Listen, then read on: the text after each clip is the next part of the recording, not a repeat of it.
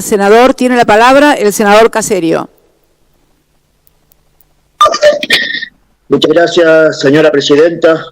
Primero, expresarle mi satisfacción por la continuidad de esta sesión, porque nosotros no venimos acá a hablarle a la oposición, sino que venimos a hacerlo al pueblo argentino, con un bloque mayoritario y con un presidente y una vicepresidenta que ha sido votado por el pueblo hace poco tiempo. Pues hoy tratamos el DNU de necesidad y urgencia 457/20. Este DNU modifica el presupuesto nacional para el ejercicio 2020, transfiriendo a la jefatura de gabinete fondos para su reasignación a políticas públicas que resulten estratégicas para abordar la emergencia social y sanitaria provocada por la pandemia del COVID-19. Más allá de los números del decreto, yo quiero dejar claro la importancia que tiene este DNU, porque permanentemente la oposición viene embarrando, ¿no es cierto?, lo que se ha dictaminado acá, que es muy importante para nuestra patria, y se ha tratado de, con un título pomposo de superpoderes, tratar de hacerle creer a la gente que nosotros necesitamos esta situación simplemente para hacer con los recursos lo que queramos, y no es para nada así. El jefe de gabinete va a tener más facultades para reasignar partidas presupuestarias, pero solo para atender la emergencia sanitaria que vivimos en el marco de la pandemia. Y tiene un límite temporal, solo por este año, el año en que el mundo está viviendo la mayor crisis sanitaria y económica de la cual hayamos tenido conciencia o hayamos conocido. También tiene la potestad de disminuir los gastos reservados de inteligencia, algo que era impensado por la gestión anterior. Una gestión, ¿no es cierto?, totalmente sospechada en cuanto hace al uso de la inteligencia. Fíjense que la verdad que el expresidente Macri tiene un récord muy singular, haber ingresado como presidente, estando en ese momento imputado por escuchar a su propia familia, y ahora se retira del gobierno imputado por escuchar a todos los argentinos. Quiere decir que los recursos que tiene el Estado Nacional deben ser más grandes, ¿no es cierto?, que los de la ciudad. Entonces se ha ampliado la imputación de escuchar a todos, a los opositores, a los medios, a todos los formadores de opinión del país, a la dirigencia política, pero también a su propio partido, siguiendo una tendencia que ya había iniciado en el momento que estuvo imputado por escuchar a su familia, y que a pesar de que la justicia lo terminara sin resolver, la verdad que creo que estaba bastante demostrado, totalmente demostrado, ¿no es cierto?, que había sido una actitud que realmente había sido real. Bueno, no estamos pidiendo facultades para aumentar los gastos en publicidad, ni para aumentar los gastos en personal, ni para contratar consultoras como hizo el gobierno anterior. Y voy a dar un ejemplo. En el año 2017 votamos un presupuesto que decía que en publicidad se podía gastar un tope de 2.020 millones de pesos. Bueno, el gobierno anterior gastó 4.050 millones de pesos. Entonces puede quedarse tranquila la oposición, pero mucho más pueden quedarse tranquilos los argentinos. Nuestro gobierno no va a hacer nada de eso.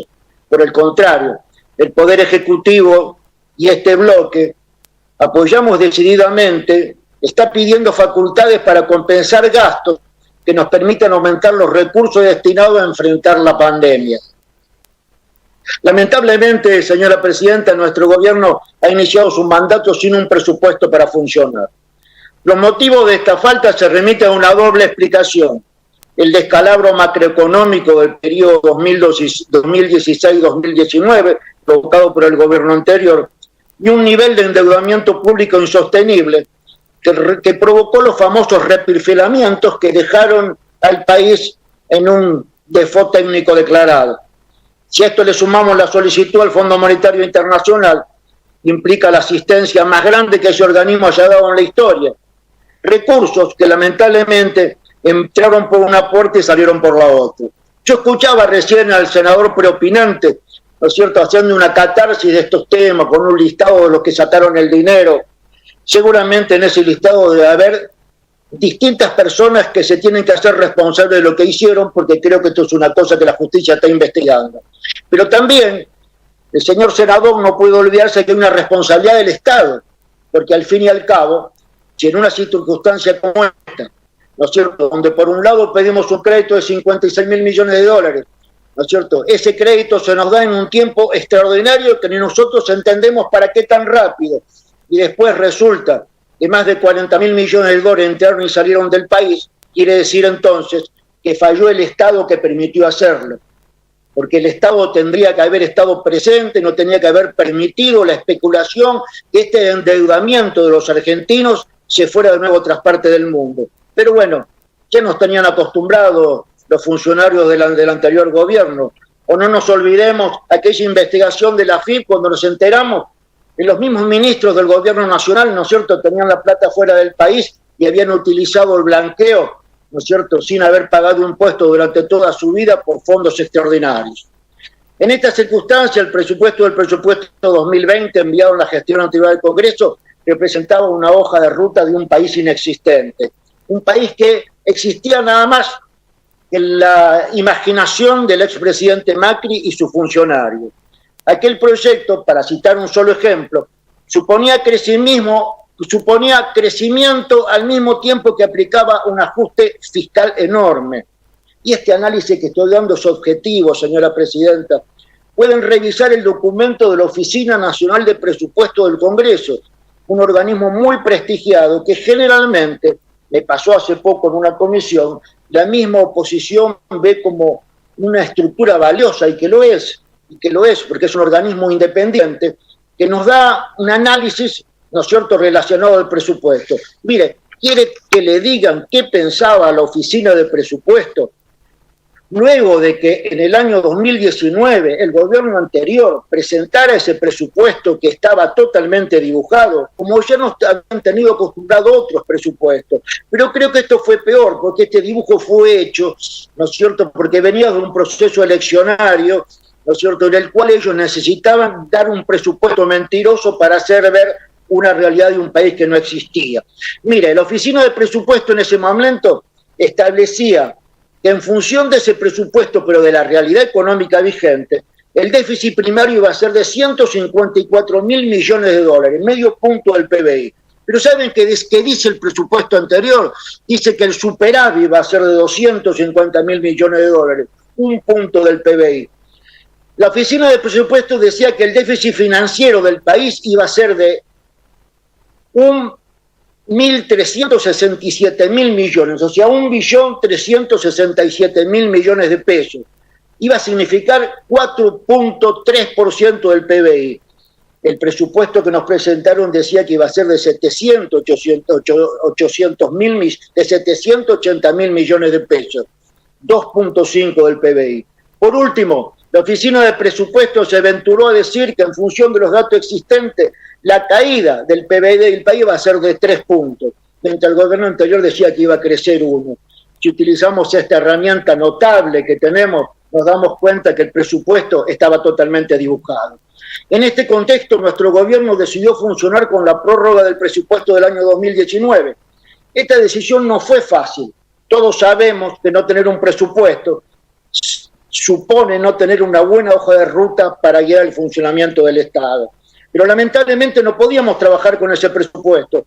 Un desafío mayor en tanto y en cuanto durante aquel año la economía argentina experimentó una inflación del 50%. Por lo tanto, aparte de lo mentiroso, ese presupuesto no alcanzaba ni siquiera para medio año. Todas las dificultades son previas al impacto de la pandemia. Después encima vino la pandemia, esta amenaza del virus. El gobierno nacional decidió implementar el aislamiento social preventivo y obligatorio.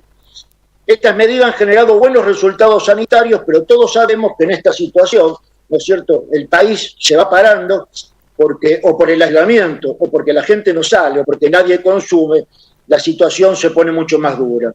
Pero la verdad que creo que todos tenemos claro que ha sido la mejor opción, porque más allá de esta discusión inocua de si privilegiamos la salud o la economía, el presidente ha decidido primero priorizar a la gente y segundo tratar de que la economía tenga menos daño. Mire, quiero un ejemplo. Si miramos a las grandes potencias del mundo que no hicieron lo que hizo nuestro presidente, ¿no es cierto?, que es provocar el aislamiento para que después, desde ese punto de vista, ¿no es cierto?, tratemos la economía. Fíjense, los otros países del mundo no solamente no solamente, ¿no es cierto?, tienen mucho peor que nosotros su situación económica, sino que también han llorado miles de muertos. Lo dije el otro día. Miren lo de Brasil ayer, señora presidenta, 1.349 muertos en un solo día.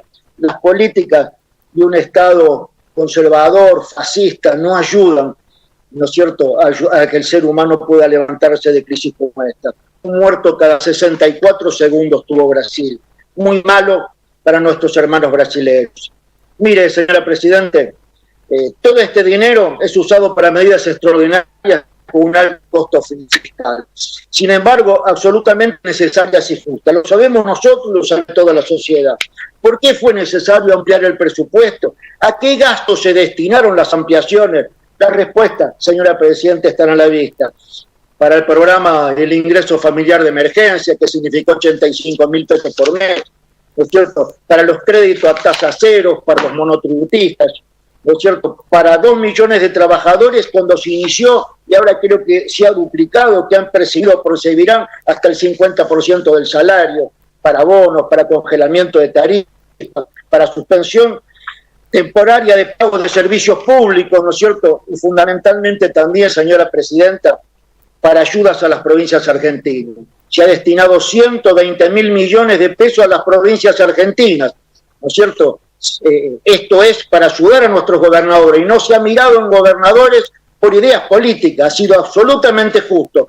60.000 millones de pesos se transmiten por coparticipación a todas las provincias argentinas. Por eso también los gobernadores rodean al presidente, porque ellos no pueden ir a hacer el biribiri de todos los días, ¿no es cierto?, engañando a la gente o haciendo politiquería, porque igual que nosotros tienen que gobernar y tienen que defender a sus comprovincianos. Bueno, señora Presidenta, para ir concluyendo, nuestro gobierno, empezando por el presidente y siguiendo por cada uno de sus funcionarios, los legisladores, nosotros mismos que formamos la coalición, tenemos la firme convicción de poner al hombre como al ser humano como a la escena primordial de lo que estamos haciendo.